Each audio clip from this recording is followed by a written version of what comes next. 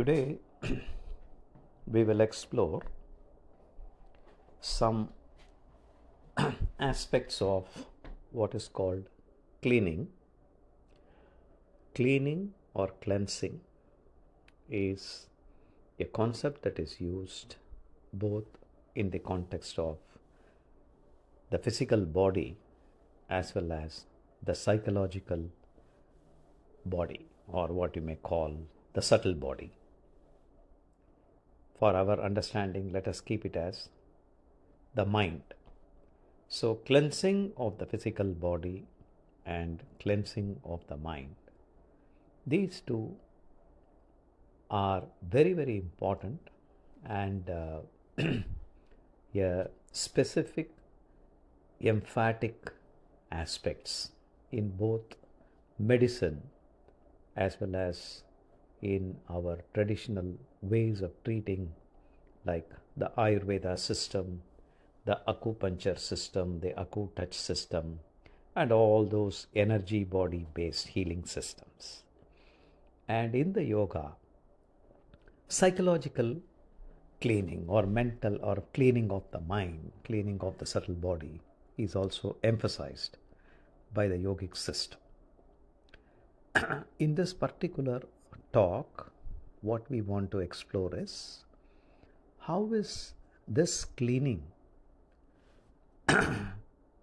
given by Sri Bhagavat Ayya as part of his core axioms. How is it getting connected? So we understand the cleaning from a completely different perspective. So let's first understand what is this cleaning from a purely physical sense. The system of 𝐂𝐸𝐠𝐡 or the acupuncture, they say that the human body is a self-healing system. So, toxin elimination is called cleaning. The toxins get accumulated in our physical body. Whenever the digestive system is in operation, it digests the food, separates out, and there are a lot of toxins that get naturally generated, and those toxins get eliminated or sent out through various forms. The body has various ways of eliminating it. One is through motion, the other is through urine, the third is through the sweat. So the sweat glands are very, very important to get this out. Sometimes when you are sick, we vomit. Vomiting is another way the body wants to throw out some of the unwanted things. Similarly, sometimes when our stomach is upset, we get into loose motion problem. All these are encouraged by these systems because these are all natural cleansing process that happens because of the very nature of the body, the physical body, which is a self-correcting system. It will correct itself automatically. Okay? So, in this context, the yogic system also adopts a very conscious process of cleansing. They have a particular method called Vamana Dodi Kriya, which is advocated once a week or once a month, also with the help of certain medicines, even Ayurveda. It is first part is to cleanse the body of all the toxins. Then only they start the real treatment. So this cleansing, removal of toxins or the unwanted things in the body is a process consciously recognized by the yogic system. Now, the same yogic system also advocates what is called psychological cleaning or mental cleaning. Just like physical toxins that get accumulated in the system, mental toxins also get accumulated. What is mental toxins? Or what are mental toxins? When we say toxins, psychologists say any negative thought is a kind of toxin. Any bias is a kind of toxin. And how do all these things get formed? Because of the natural process of experiencing. When we experience something, sometimes we get good experiences, an experience that we want to hold on to. Many times we go through harrowing experience that we want to avoid. Suddenly we see something and we get into a problem.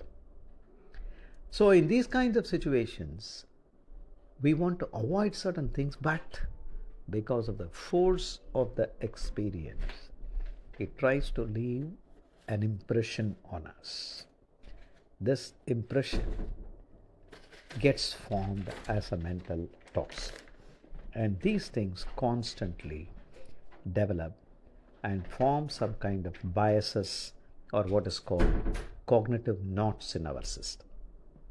And when these cognitive knots solidify, they become a complete, what we can say, a kind of a block or a mental block. Many people have very firm opinions about things. They are not flexible. These are all mental toxins.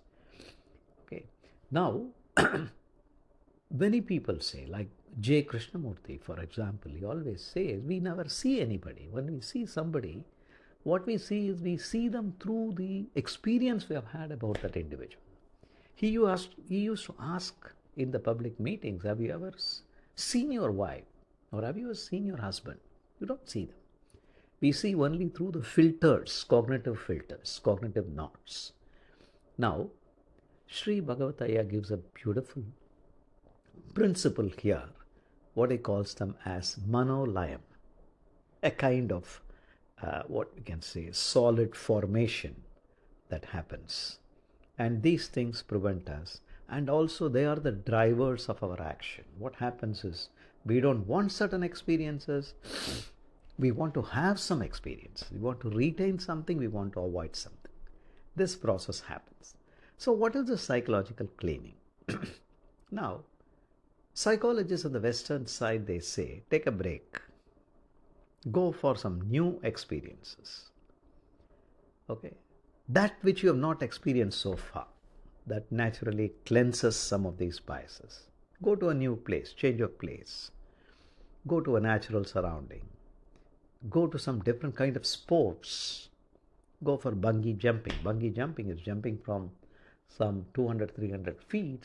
It's a completely different experience you have not experienced.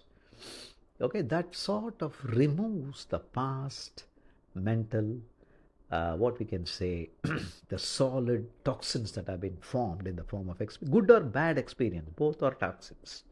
Even good experiences, we try to retain. They are also forming certain blockages. So in this whole process, what is the psychological cleaning? We want to remove the impact of this. It's not that we want to remove the memory, which is not possible, but we can remove the impact of it. So that is where this kind of one suggestion is, go for new experiences. Second is, do a conscious process by which you can clean. For example, there is something called hypnosis. Through auto-suggestion, self-hypnosis, I try to suggest to myself that these blockages are leaving my system. And the next level is visualization. I try to visualize that these things are all leaving. There are various systems in the psychology. In the Western psychology particularly, the psychiatrists recommend these kinds of practices, meditative practices. Sit calmly, and with the help of a third person also, they take you through a hypnotic trance, relax you completely and say, all these impressions, all those things are leaving your system. And then you feel relieved. No doubt many of these things are very good practices. They do have a positive impact on you. There is no doubt about that. They are all good practices. In yoga also, breathing. When you breathe in and breathe out, visualize all these things are going out of your system. So mindfulness method also tries to do that. J. Krishnamurti says, whenever you're dealing with someone, whenever these biases crop up, be aware of them. Okay, that very awareness is enough for it to diffuse that kind of a bias happening. So there are so many effort-based approaches. These are all involving a lot of effort. Now, it is in this context that we want to focus one aspect, fundamental axiom, I would call it, of the Bhagavad Gita's principles and teachings and insights, which I thought is completely unique. What does he say? Your physical body, you say, is a self-healing system. Mind is also a self-healing system. Minds will heal itself if you allow it to heal itself. Don't interfere. The acupuncture people say don't interfere with the body. Aya says don't interfere with the mind. Mind naturally will cleanse itself because it is like a river. Every experience is self-detonating. Every feeling is self-detonating. What does it mean? It comes just for a second. Half a second is its life, it goes away. The next thing comes. But what we do, because we want to hold on to good experiences and avoid bad experiences, we are the ones who consciously form these toxins. So what is it that we have to do? Just remove your hand. As Saravananaya puts it, just remove the hand, that's all. Don't form more and more circles in the water. Just remove the hand. Just remove. Allow the thing to flow. That means cleaning, psychological cleaning is happening all the time. The mind is constantly cleaning itself, renewing itself.